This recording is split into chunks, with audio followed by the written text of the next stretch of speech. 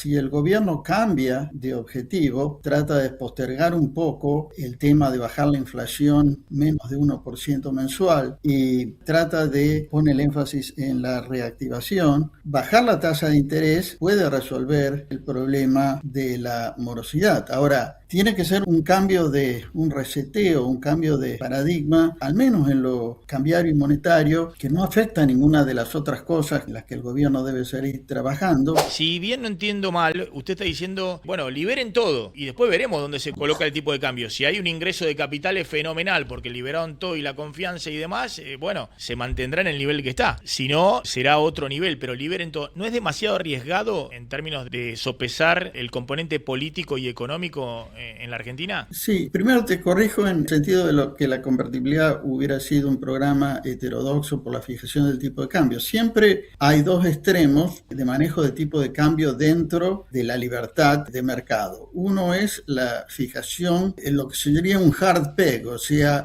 cuyo extremo es la dolarización. Eso es totalmente ortodoxo y la convertibilidad era un proxy de eso. No sé si estaba escuchando un poquito lo que planteaba.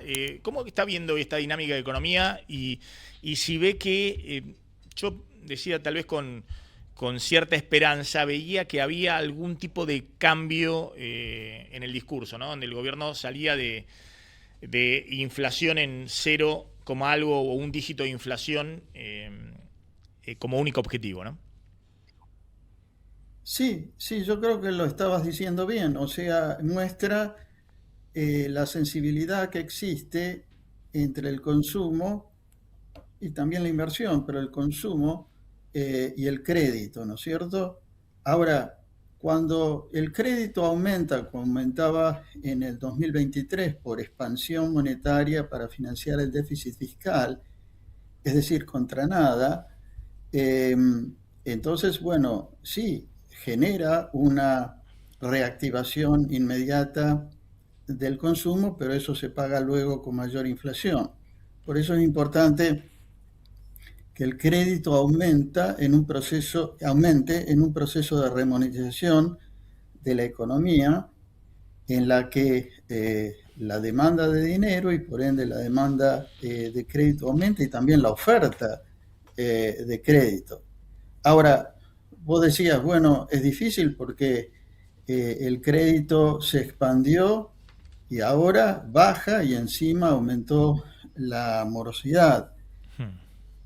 Bueno, pero si el gobierno cambia de objetivo, trata de postergar un poco el tema de bajar la inflación a menos de 1% mensual y trata de, o pone el énfasis en la reactivación, eh, bajar la tasa de interés puede resolver el problema de la morosidad. Ahora, tiene que ser un cambio de un reseteo, un cambio de paradigma, al menos en lo cambiario y monetario, que no afecta a ninguna de las otras cosas en las que el gobierno debe seguir trabajando, como las reformas estructurales. Eh, es necesario que se haga con fuerza y con convicción y no con titubeo, porque ahora el gobierno parece eh, eh, haberse convencido de que hay que hacer una política monetaria más laxa, a pesar de que los shocks externos y la propia inercia juegan en contra, pero vamos a ver hasta dónde llega. Lo hace porque el tipo de cambio está estable y tranquilo en un contexto de oferta de dólares, ¿no es cierto? Pero si eso cambia eh, y el gobierno trata de intervenir para que el tipo de cambio no se deprecie, eh, o trata de controlar algunas otras variables, como podrían ser tarifas. Eh, en ese caso volvemos a lo mismo. Por eso es tan importante dejar que el mercado actúe y, y en cierto modo eliminar o bajar la tasa de interés requiere reducir el riesgo de devaluación y para eso es necesario dejar que el mercado actúe sin restricciones, porque si vamos depreciando el tipo de cambio a cuentagotas eh, o con controles cuando la situación cambiaria se entorpece un poco, eh, y bueno, en ese caso siempre va a existir esa duda de que el tipo de cambio no se lo dejó depreciar, cuando lo mejor es ir por el lado de que la eliminación de los controles cambiarios y la liberación del tipo de cambio va a ayudar, después de un ajuste inicial, a que entren capitales y el tipo de cambio, después de una depreciación inicial, se vuelva a apreciar. Ahora O sea, Joaquín, quiero ir a sí, ese tema, ¿no? Porque yo comentaba que noto algún recalcular por parte del gobierno respecto a la política económica, digamos. Algo no está funcionando porque necesita no solamente desinflacionar, sino llegar con nivel de actividad y empleo eh, en buenas condiciones al 2027. Porque si no se retroalimenta el mal humor social, ¿no? El gobierno responde, miren, todas las series están en máximo, más allá de algunas cuestiones estadísticas de las cuentas nacionales, ahí mostramos la heterogeneidad que hay y es raro que en un plan de estabilización tengas en el subsuelo de la construcción, que tengas hundida la industria, ¿no?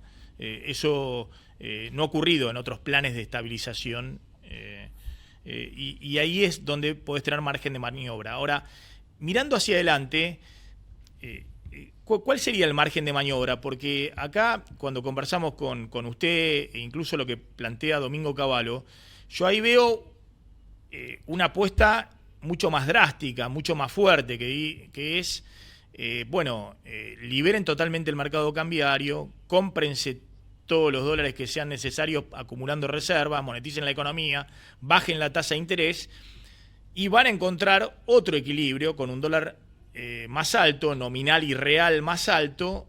Bánquense 2 o 3 meses de aceleración de inflación, pero van a ver que después va a volver, si siguen con el ajuste fiscal y con la solidez de no financiar al Tesoro desde el Banco Central, al proceso de desinflación desde una economía más robusta en lo real, ¿no? en la actividad y en el empleo. Yo veo que esa receta es un tanto drástica respecto a lo que el gobierno parece insinuar, como que el gobierno dice, bueno, está bien, tienen razón, tenemos que tener en este momento tasa real negativa, monetizar un poco más la economía, comprar más aceleradamente reservas, pero no lo veo al gobierno tirándose a la pileta de una liberación total del mercado cambiario. No sé si usted cree que hay margen de recalibrar la política económica sin hacer cosas tan drásticas, digamos, o sin tomar decisiones tan fuertes.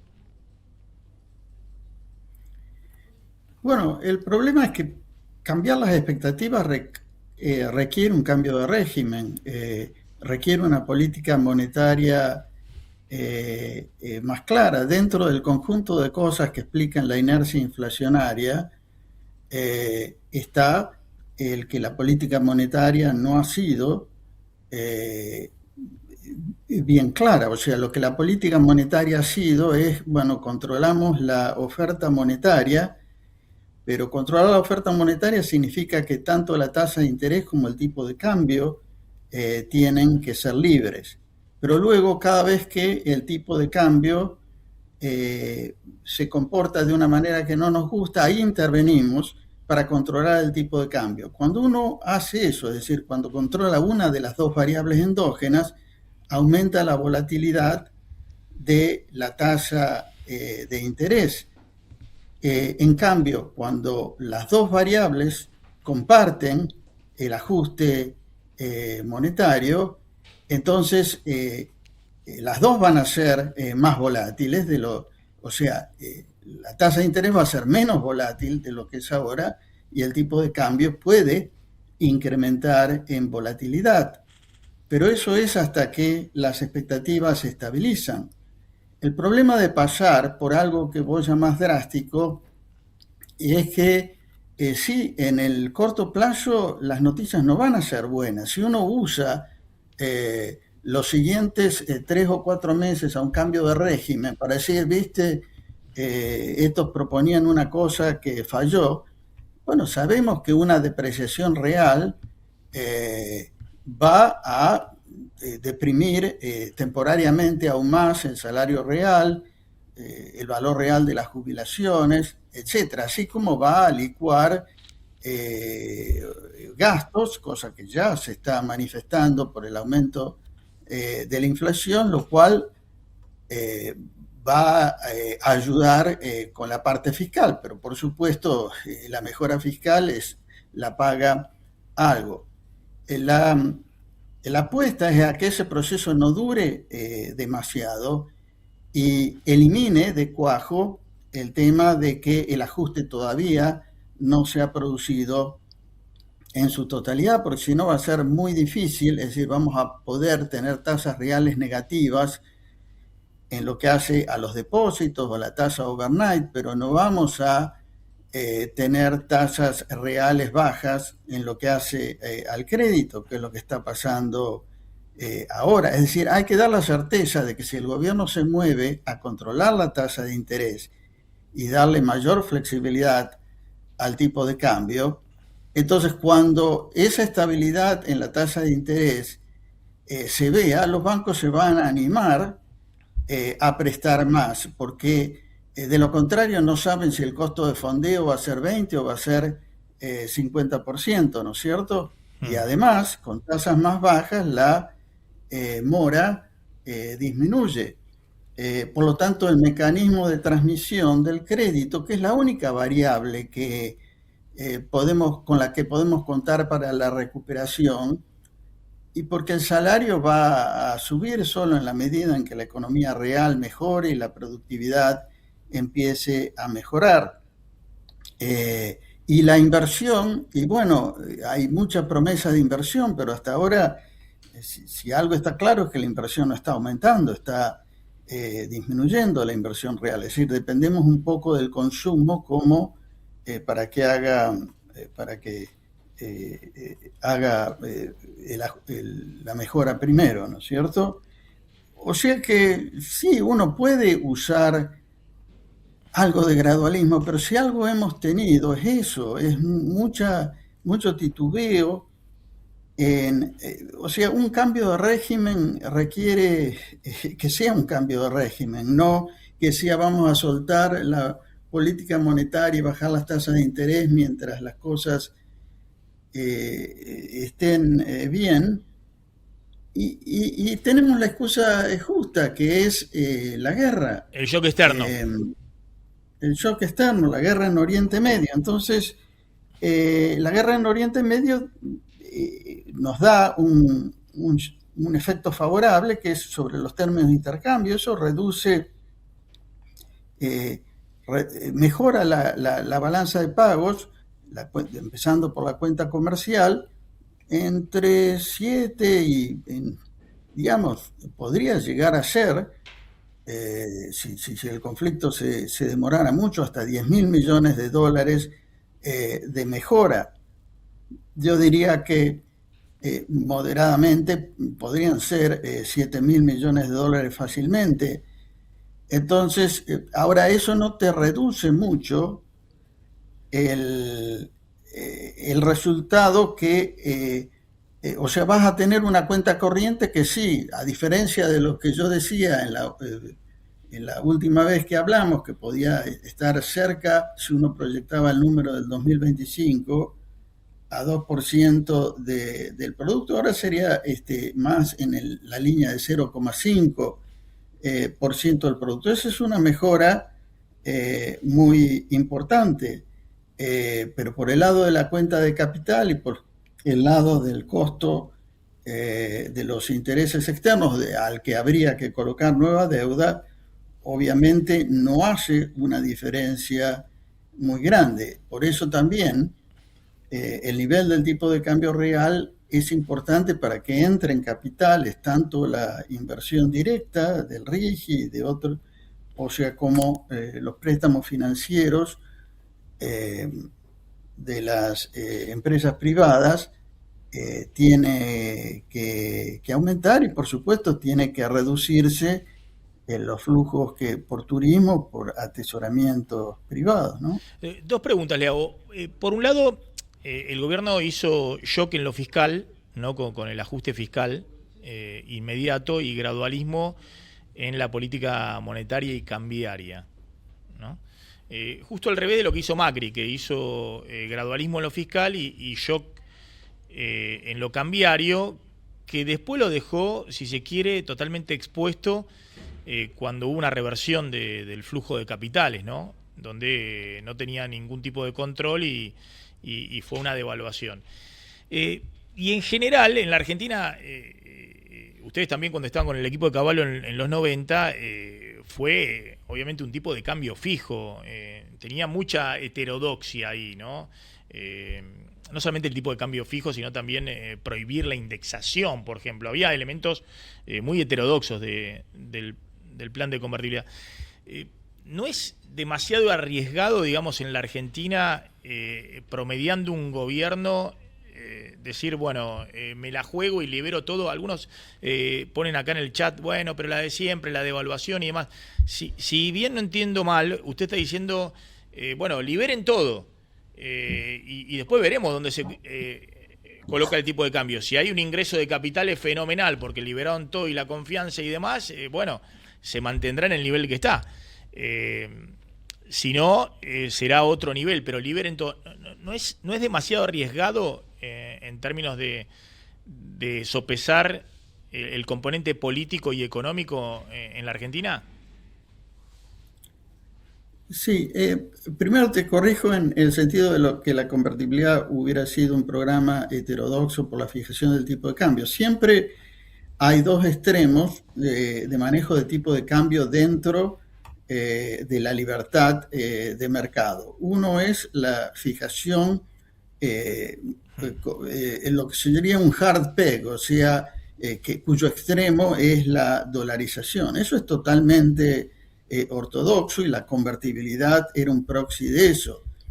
Se podía fijar el tipo de cambio porque había las reservas que respaldaban la base monetaria y no fue hasta 2000-2001 que ese respaldo de reservas empezó a estar en dudas, pero fue por una serie de shocks internacionales. El caso actual no es una cuestión de preferencia, no es una cuestión de vamos a decidir como si tuviéramos la opción de, porque si no fijaríamos el tipo de cambio o dolarizaríamos, que sería ir a uno de los polos, ¿no es cierto? Pero siempre consistente con la libertad de los mercados.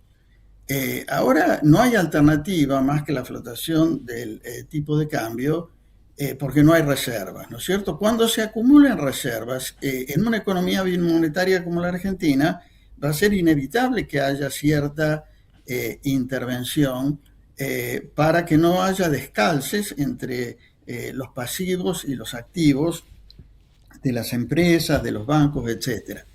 Pero por el momento, la única forma de mantener un gradualismo o un tipo de cambio de flotación sucia es usando las reservas que hay, la mitad de las cuales son de los bancos, es decir, usar esas reservas llevaría a un problema de credibilidad sobre los depósitos en dólares, que curiosamente son los que aquellos en los que la pérdida de confianza no se ha manifestado, porque los depósitos en dólares han estado creciendo, no dan lugar a una gran posibilidad de crear crédito en dólares.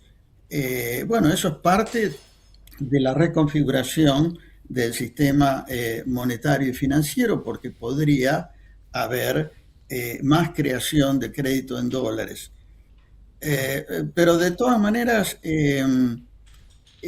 yo no veo que haya mucho lugar para el gradualismo, porque gradualismo en lo monetario y cambiario es lo que hemos tenido hasta el momento. Yo creo que se impone. Ahora, hay un riesgo, bueno, el riesgo sería que habiendo depreciado el tipo de cambio y pagado el costo inicial, eh, no hubiera entrada de capitales, pero digo, hay un montón de promesas y de voluntades de traer crédito a la Argentina en sectores que se van a continuar expandiendo bien.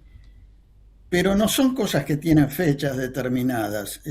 Obviamente hay una sensibilidad a qué tipo de cambio y en qué condiciones macroeconómicas van a venir esos capitales. O sea, eh, casi no tengo ninguna duda que va a haber un efecto de entrada de capitales más que de salidas de capitales si se da libertad para que el mercado opere. Ahora, Caputo dice, no, pero el mercado de dólares es muy chico. Eh, ¿Por qué va a ser chico si los argentinos lo único que piensan es en el dólar? Bueno, en parte porque todavía hay cepos y en parte porque todavía hay dudas sobre si los cepos que se liberaron no se van a volver a implementar, porque si la balanza de pagos no cierra, bueno, hay dos alternativas: no acumular reservas y la otra sería volver a poner controles de cambio a las personas, ¿no? Sí, De sí, no, modo que no o es la un... otra, o la otra es que funcione el mercado cambiario, digamos, que haya un equilibrio cambiario distinto al actual. Le hago una última respecto a, y que me parece clave, ¿no? Porque el gobierno siempre tiene una bala de plata, más allá de que esté negociando ahora cubrir los vencimientos de julio y de enero próximo, tal vez con créditos con bancos privados o bilaterales con algunos países, tiene una bala de plata que es los dólares del colchón de los argentinos, ¿no? La idea de, bueno, el año pasado los capitales, entre comillas, lo aportaron el FMI y organismos internacionales, que aportaron ese bache que faltaba de financiamiento. Este año obviamente no van a estar, más allá de alguna refinanciación marginal de organismos. Entonces, pero están los dólares de los argentinos. ¿Usted ve alguna posibilidad? Porque el gobierno dice, bueno, estamos esperando eso, que sería la contracara de la baja del riesgo país, que en algún momento, obviamente, se destraba todo si el riesgo país baja a los 400 puntos y empiezan a crecer fuerte los depósitos en dólares en el sistema, porque los argentinos empiezan a poner los dólares del colchón. Ahí se solucionó todas estas discusiones que veníamos planteando. ¿Usted ve alguna posibilidad de que eso pueda ocurrir? Bueno, eso es una función de si el mercado cambiario es libre o no es libre. O sea, las dos cosas están relacionadas.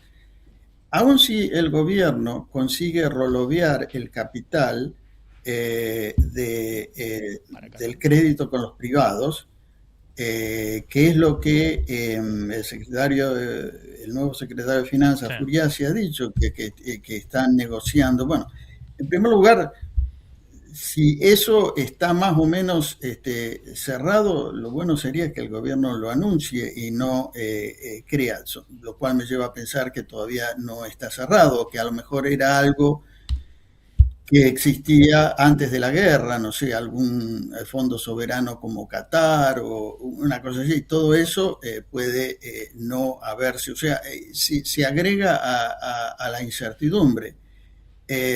No sé, pienso, y esto pensando en voz alta, pero si existe todavía el swap con Estados Unidos. ¿No se podría transformar esto en una especie de fondo de garantía para que no solo podamos endeudarnos a tasas más bajas, sino también en los montos que resolverían este problema? Pero aun cuando fuera posible rolodear el capital con los privados que vence y que los organismos internacionales también refinancien los vencimientos, subsiste el problema de que hay una cuenta corriente residual con déficit que hay que financiar, hay que acabar y hay que o disminuir el atesoramiento del sector privado o encontrar formas de financiarlo a través de préstamos o de la inversión directa. Eso es directamente relacionado con el nivel y la estabilidad esperable del tipo de cambio real, que no tiene por qué depreciarse demasiado.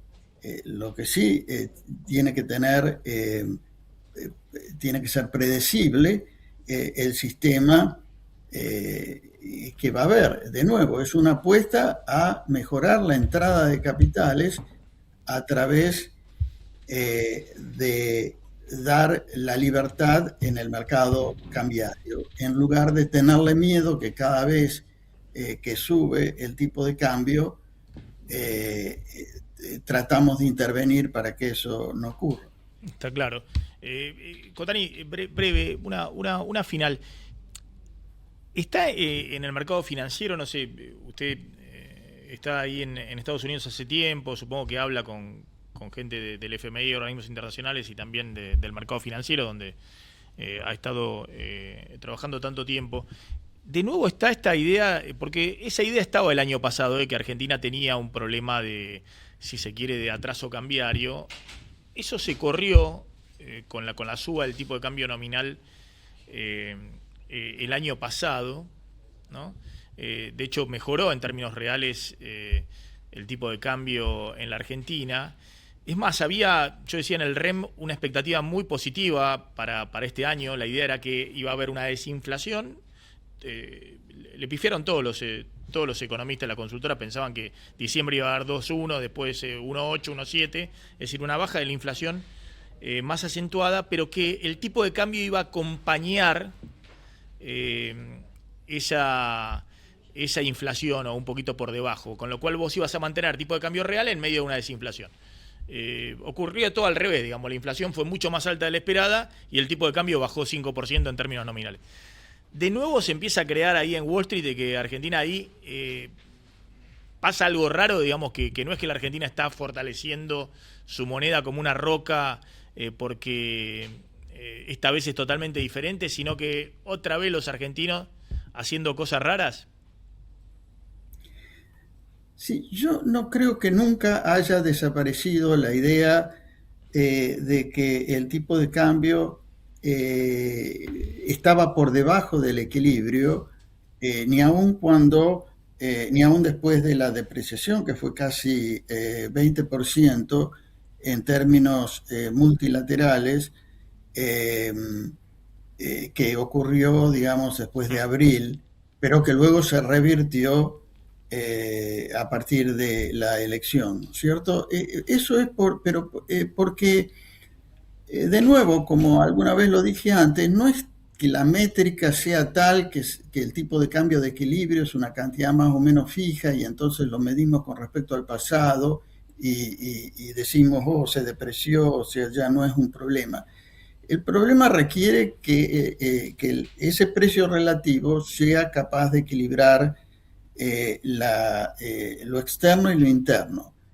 Lo externo se ha equilibrado, es decir, porque una cuenta corriente de menos de 1% del país es menor de lo que casi todos los países tienen, pero en gran medida porque hay una situación de desempleo, subempleo, exceso de capacidad ociosa tan grande que lo interno no se ha equilibrado. Si se equilibrara lo interno a este tipo de cambio, por alguna razón mágica, el déficit de cuenta corriente sería seguramente mayor de 3% y habría una pregunta sobre la sostenibilidad externa. Es decir, no hay una especie de número mágico que me diga Claro. a dónde.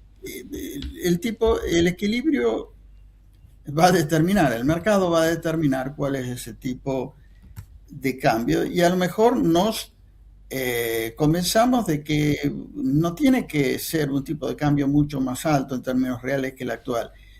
Pensar prematuramente en que la Argentina va a tener una suerte de enfermedad holandesa por la mayor producción de minerales, de petróleo y gas y precios más favorables, tampoco es una justificación para mantener el tipo de cambio real en el nivel actual. Supongamos que hoy ocurriera todos esos fenómenos positivos y tuviéramos una real enfermedad holandesa. ¿Cuál sería la alternativa? ¿Dejar que todos los sectores que no pueden competir desaparezcan?